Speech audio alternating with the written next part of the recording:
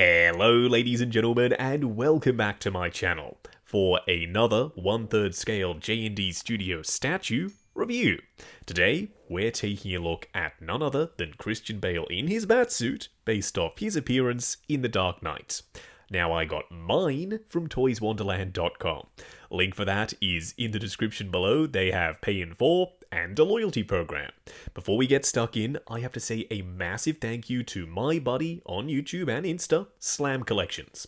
The links to his socials in the description below, for coming over and helping me actually film this video. Filming these statues, I know it's been a while since our last one, it's no easy feat. They're big, they're unwieldy, and sometimes it takes 2 people to actually get these things out of the packaging and assembled. So a massive thank you to Slam. As always, JND, they have kept it just so classy, very understated, very simple, and I love it. There's no frills, there's no super wacky artwork. It's just a black box done in matte with some glossy writing. Being, of course, the various logos, JND Studios, DC, Warner Brothers, and the Dark Knight trilogy. This unboxing experience is just very special. Sit down, take your time. It is super premium, just like the statue itself. You do get a plastic COA, it's a square. You can pop this on the wall behind your Batsy. It says Batman, you've got Kojin's signature as well as the art director. And it's been hand numbered. I just happened to get number 274 of 900. I'm not sure if that's a worldwide edition size. If it is, okay, brilliant. I've been on a quest ever since I started collecting 3rd scale statues to build out my Nolanverse display. I've needed a really solid, high quality, accurate 1/3 scale Batman. Prime 1 didn't cut it, and unfortunately Queen Studios, the head sculpt just wasn't great. So I'm hoping that this particular version of Batman is the most accurate, the most premium in terms of the materials used, and the most visually striking and exciting. It does most of those things. You can probably guess which one it doesn't do. And we'll tackle whether or not this is my new favourite 1/3 scale Batman throughout the course of the video. I'm also pretty curious to see, number 1, how he stacks up alongside JND Catwoman, who he's kind of designed to go with. And number 2, Prime 1's Heath Ledger Joker. I had the JND Joker for a very brief time. I didn't love it. I bought it, I had it next to the Prime 1, I had them side by side, and call me crazy, I preferred the Prime 1 Joker. So that's the one I stuck with for my personal collection. The build-up is pretty straightforward. You slide the metal rod into the display base. There's a magnet underneath the other foot. The hands are both held on with magnets. So are the shoulder pads. They snap in position. And lastly, the head sculpt as well.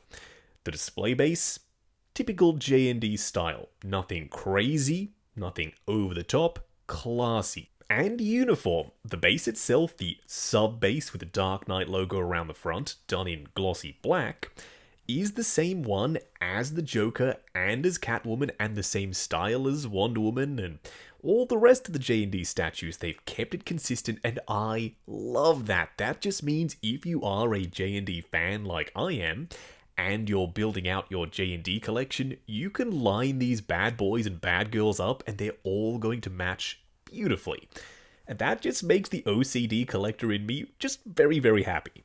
It almost looks like some ornate decorative trim around the edges of the base, like wainscoting or some kind of picture rail when you're putting together a kind of retro house vibe, if you will, wanting to make it feel very, very high-end. That's what they've done with this statue. Then up on top, you've got texture, you've got multiple layers of paint, you've got washes in the crevices. That top plate, it looks like concrete, and it feels like concrete. Very, very realistic, but maybe a little bit boring. I hate to say that, as good as it looks and as in his element as Batman is, just standing there on the concrete. It is still concrete. I would have liked to have seen a puddle, or maybe a little fire in the background, or a batarang on the display base, or something. They didn't do any of that. They kept it simple, which I respect. Don't get me wrong, I'm not complaining about how simple it is. I just find myself wanting potentially a little bit more. Just a little. Still, I'm happy with the way it looks. As for Batsy's boots, everything here on the outfit is fully sculpted. Oh, And I have left the cape off. If the cape was on, you wouldn't see any of this around the back, it would be draping down. We will pop it on and I'll show you how to do that a little bit later. There's texture sculpted in. Like I said, everything is sculpted. There's wrinkling. There are weave patterns. You've got this leather grain on the surface. You've got stitching. All of that detail just works so well. When you see this thing in person, when you unbox it and you look at these boots, you're probably gonna want to touch them just to see if they are fabric. They do look that realistic. Now, the suit itself, the same thing. It's not just the perforations in the mesh that sell the illusion that it's fabric. There are also wrinkles behind the knees in various different sections to sell that even more. And the armor plates, this might just be the best implementation of the carbon fiber panels I have ever seen with any version of Christian Bale's Batsuit. That's quarter scale, that's certainly 6th scale, and definitely 3rd scale. The optical clarity of the clear layer over the top of the carbon fiber panel, stunning. And then the carbon fiber itself, it has this almost gold tint to it, and it works. I didn't think it would. When I first saw pictures of this suit, I said, no, that carbon fiber is way too gold. In person, it isn't. It adds some much needed color to an otherwise very dark batsuit. And depth. All of these panels, they are on a separate plane to that mesh undersuit. It looks like multiple panels fused to an underlayer, and that just brings so much depth to the suit itself. And depth in the carbon fiber panels. That clear layer, there is some distance between it and the carbon fiber. I wouldn't be surprised, and I don't know if this is true or not. If you know, let me know in the comments section. If they've used potentially real carbon fiber weave underneath the translucent panels. That is how realistic this looks. Even the gloves, that panel on the back where the strap would come around and Velcro in place, it looks like Velcro. I can almost feel it through the camera. That micro texture is so fine that it comes across like a fabric piece. It isn't. It's all sculpted. I know I keep saying that, yet seeing these really close up, the macro shots of that glove alone with the wrinkles and the knuckles and the little perforations and the Velcro strap down the bottom, it all looks insanely good. Not to mention, you do have the gauntlet spikes, and they are pretty darn prickly. One of the benefits of fully sculpting everything is the outfit is always going to look perfect. The wrinkles are in the right place, all of the armor plates are also in the right place. There is no futzing required, and thank goodness, that elbow. You see it, that elbow right there on every posable version of this batsuit, 1/6 scale, quarter scale. It is the most frustrating thing ever. It sticks out constantly. As soon as you bend that arm, that elbow pad is doing its own thing, and it looks all kinds of nasty. Not with this guy though. It's permanently fused to the suit, no problem whatsoever. The belt, there's this big panel around the back with washers in the crevices to bring out all of the sculpted lines and the little rivets. They look also pretty darn real. And the color of the belt does look pretty spot on to me. I'm looking at some reference pics right now as I'm filming this, and the color looks bang on. In Batman Begins, yes, the belt was darker, it was more of a copper color, whereas in The Dark Knight, it was a lot lighter, it was more of a gold, and it did have silver accents and the black belt buckle like this one does. Got some panels and some pouches, none of them are removable, nothing here is openable, everything is fixed in position. Moving up to the torso, the proportions look great, he's not too big yet, not too skinny. Some people did have a problem with the Queen Studios Batman and said that the proportions were a little bit funky. I understand, the pose maybe let it down ever so slightly, whereas this one does not have that issue. If you compare this statue to a set photo of Christian Bale in the suit, it's like for like. This suit nails the proportions. Once again, the cape is off, I know I keep mentioning it, just because you can now see all the back armor. There is so much depth there, you can almost see underneath panels. So that just sells the illusion once more that this is a multi-layered suit. Around the front, more carbon fiber for the chest plate and the ab sections. You've got various little straps and strings sculpted in that would be holding the suit together. little rivets and buckles, and the way the light bounces off the underside of that carbon fiber panel, how there's these kind of jagged edges that reflect the light back. I'm running out of adjectives to describe how good this thing looks. You can see it on camera, you know exactly what I'm talking about. There is a lot of detail here. To install the cape, finally, there are some clips up the top around his carbon fiber collarbone pieces. You just slot them in. And the cape is fabric. Some people prefer a sculpted cape over a fabric one. I don't. I've had a couple of Batman statues with sculpted capes, and I find them a downright pain in the ass to work with. If you're limited by depth or width, chances are you're going to want to adjust the cape, and if it's sculpted, you can't. Whereas if it's fabric, it's a non-issue. You can adjust it, you can have it off to the side, you can have it around the front of him. It is infinitely adjustable. As for the head sculpts, may as well start off with the Bruce Wayne head sculpt. This has been a topic of debate for a lot of collectors. Some people love this immediately. Others, like me, thought, nah, this head sculpt just ain't it. It does not look like Christian Bale. Now that I'm seeing it in hand, this is the final production version, they've made some changes and improvements. It's insanely good. Number one, it's silicone. It's got real rooted hair that's been pre-styled out of the box. I didn't have to do anything to it.